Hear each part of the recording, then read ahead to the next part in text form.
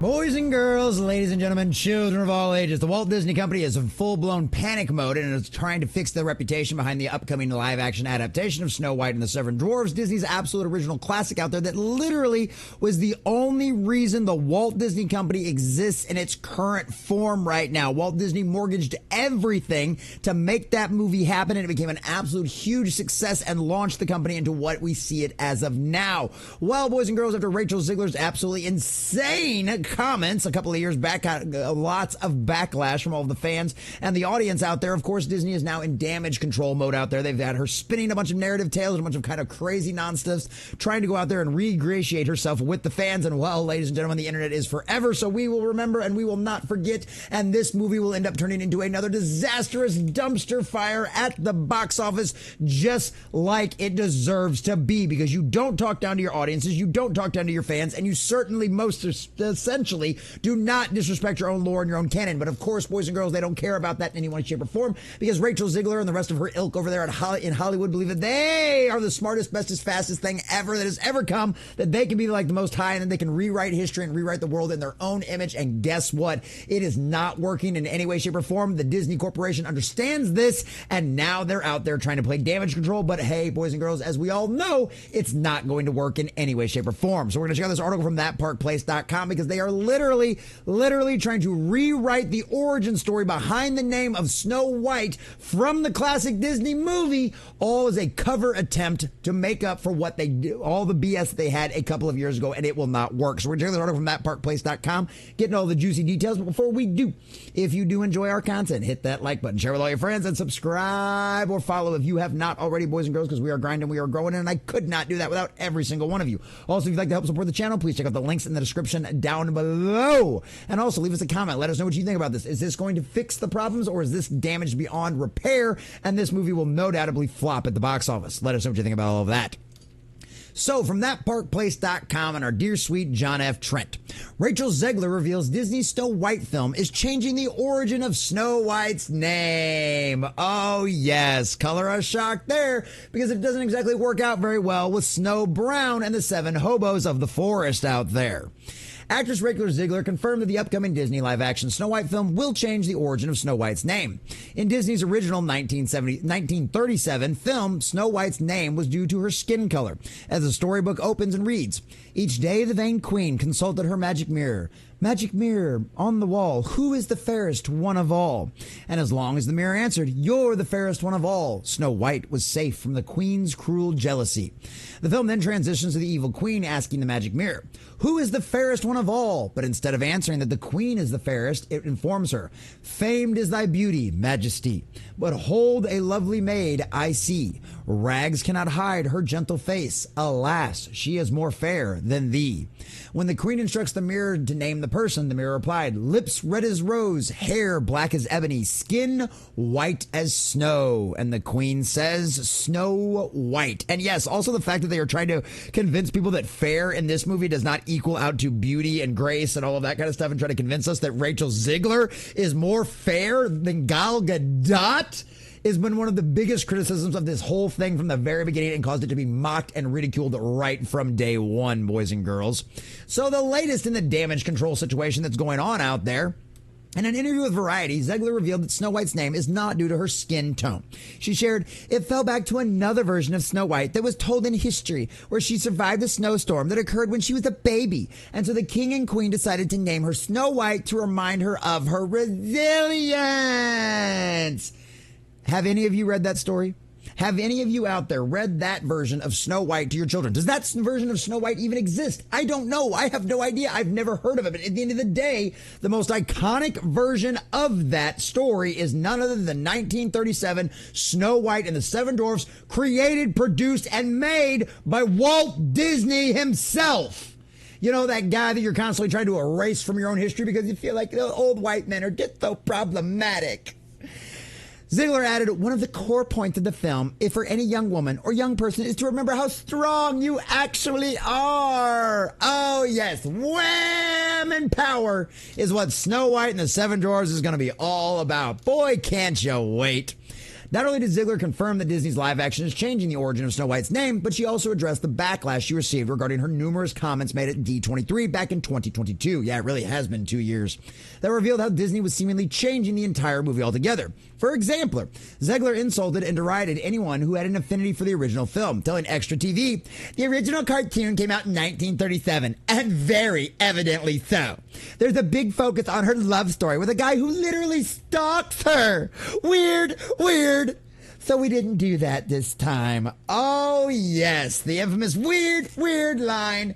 Of course, well, you just misinterpreted it. You just misinterpreted that I called Prince Charming a stalker. You just misinterpreted. It wasn't Prince Charming, but anyway, I can't remember which one it was in that one. But anyway, you insulted him. You called him a stalker. The guy, her true love. The man that wakes her from her slumber with true love's kiss. Yes, that guy. What do you want to bet we're not going to be seeing that? And what do you want to bet she's going to end up getting poisoned by the queen and somehow she's going to figure out all on her own, her willpower, because she's a woman who's so powerful and independent needs no man. Her willpower will save her from the queen. Her own resilience will cause her to be able to fight back against the poison. Oh, I can't wait for that. It's going to be weird. It's going to be weird. It's going to be weird. After being asked about the prince, she said, we have a different approach to what I'm sure a lot of people assume it's a love story, just because, like, we cast a guy in the movie. Andrew Burnap, great dude. It's one of those things that I think everyone is going to have their assumptions about what's actually going to be. But it's really not about the love story at all, which is really, really wonderful. Oh, yes. The absolute horrors of love and marriage and wonderful relationships and children and all those kind of things. And what's really funny, too, and I'm probably not going to bring it up in this article, but we went through the entire, like, Rachel Zeigler little interview over there yesterday on our live stream, right? Which if you haven't make sure you catch our live streams Monday through Friday at 11 a.m. It's one of them situations where, like, literally, like, they ask her, well, I mean, don't you want to eventually settle down? She says, yeah, my plan is totally to find a man and get married and have children and just kind of retire and kind of retreat from Hollywood and just come back every great once in a while. Oh, but 2 years ago, you were just saying that a relationship like that was weird. It was weird. It was weird. Kind of stalkerish. It's kind of weird. It's kind of weird. I wonder who inside the Walt Disney marketing campaign decided to tell you should probably shut up and change your tune, because clearly that's what's happened. And of course, we've got a million of examples of her doing this over and over again. So to Entertainment Weekly, Zeigler stated, the reality is the cartoon was made 85 years ago. Yada, yada, yada, yada, yada, yada, yada. Zeigler addressed the backlash of these snide and disrespectful comments by playing the victim, telling Variety, in all honesty, it made me sad that it was taken in such a way, because I believe that women can do anything. Go write your name in the snow. But I also believe that they can do everything. Go write your name in the snow. Go outlift an actual man in a bodybuilding competition. In an upper body strength competition. Go do that and tell me that women can do anything and everything. Guess what? Men can't do everything and anything either. I'm not set up to have a baby. That's my wife's job. Holy shit. Holy shit. I would never want to box someone in and say, if you want love, then you can't work. Or if you want work, then you can't have a family. It's not true. It's never been true. Tell that to all the 40-year-old cat lady feminists out there who literally just go out there and try to get drunk every night and are the perfect example of why She-Hulk was written the way it was. Let's talk about that. I feel sorry for her husband, if she ever actually finds one. Zeigler then lied and said her comments were taken out of context and that she was joking. It can be very upsetting when things get taken out of context and jokes don't land. Really? Really? So calling the original Prince a stalker and then saying it's weird, that was taken out of context. I mean, I can roll the tape, but I don't want to make sure you guys suffer through that again. I don't want I don't want your ears to bleed and your eyes to explode. Because, like, it's that uncomfortable. It's that cringy. This woman is absolutely insane and is completely and totally possessed by the spirit of the age. And now, of course, more damage control. After saying that the love story wasn't going to be an integral part to the story, here we go.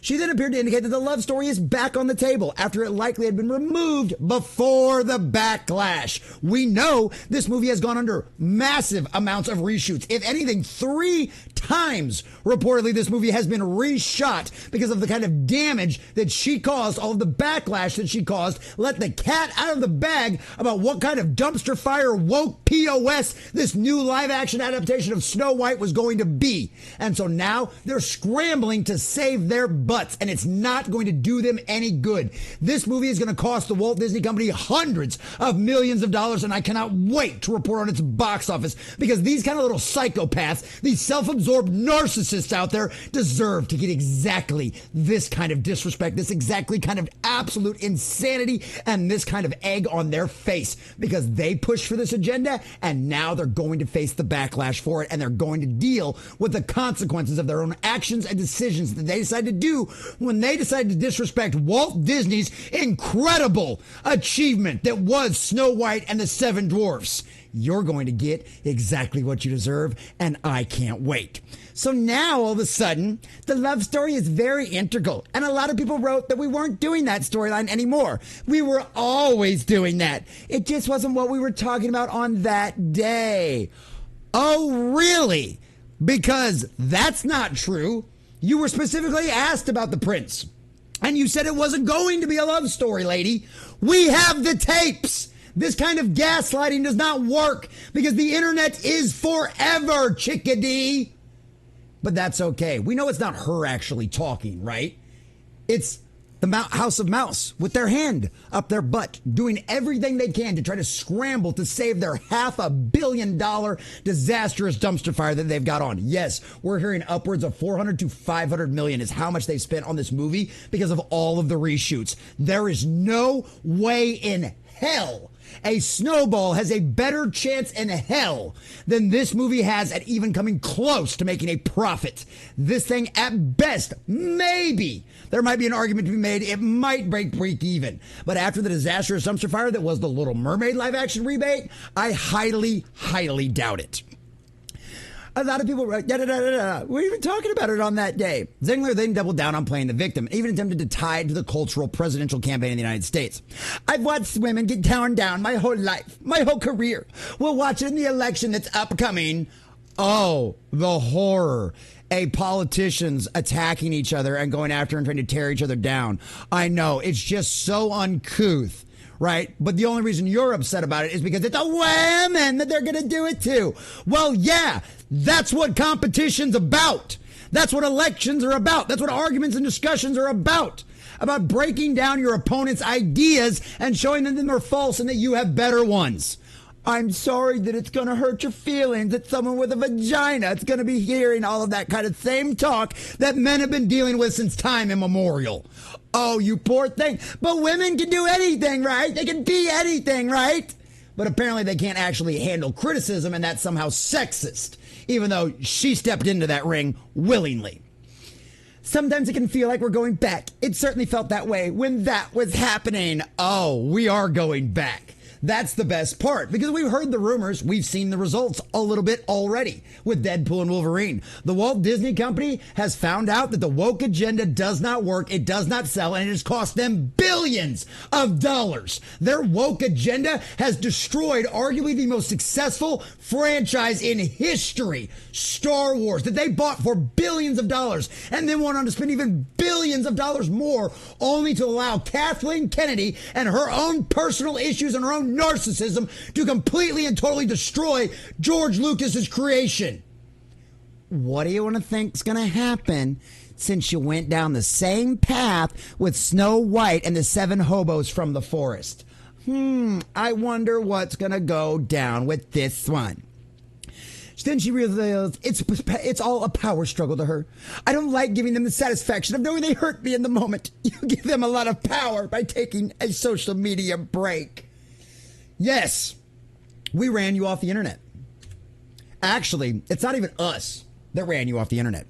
It's the Walt Disney Corporation. Noticed how all of a sudden, for the moment, she was a red carpet darling. Everybody was interviewing her. Everybody was asking things about her. And then all the backlash happened because she opened her big stupid mouth and the spirit of the age talking points came right out of it, just like was programmed to her by Hollywood, the Walt Disney Corporation, and all the rest of the woke culture she's grown up in. And then all of a sudden the Walt Disney Company realized that yes, indeed, this doesn't work. The audiences aren't buying it. We won't put up with it. And it only took the company losing billions of dollars over the last few years. Billions with a B. Money that they will never get back for a generation. Audiences and fans that they have lost for a generation. And Rachel Zeigler's stupid ass comments are just the tipping point of the whole entire iceberg that is now smacking the entire entertainment industry right in the face. Because after all, it's been said a million times before, and it will be continued to be said a million times more. Rachel Zeigler and all the rest of you are going to find out that go woke, go broke. And here's the best part. She's leaving Hollywood.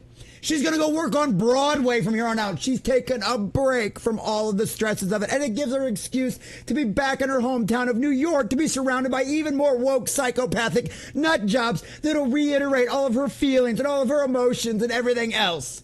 Well, guess what, Rachel? Guess what, Walt Disney Corporation? It doesn't matter the amount of marketing cover fire you try to run. It doesn't matter how much you try to send her out there and try to re-ingratiate with her fans. Those words, those memories, those clips are burned into every fan of Snow White and the Seven Dwarfs original franchise out there. Because Rachel Zeigler said it was weird, and the prince was a stalker. That we will never forget. And you will find that out very quickly when this movie launches in the theaters. That might not even come out until 2026 at this point, because they're worried about the backlash and trying to let things cool off. But guess what? You're going to find out that the world isn't so weird. It's weird. What you're going to find out is your box office is very weird, as it turns into a disastrous dumpster fire of unremarkable competition. It's going to be hilarious to watch the Walt Disney Company lose hundreds of millions of dollars. And it's all because Rachel Zeigler thought the original Snow White was weird.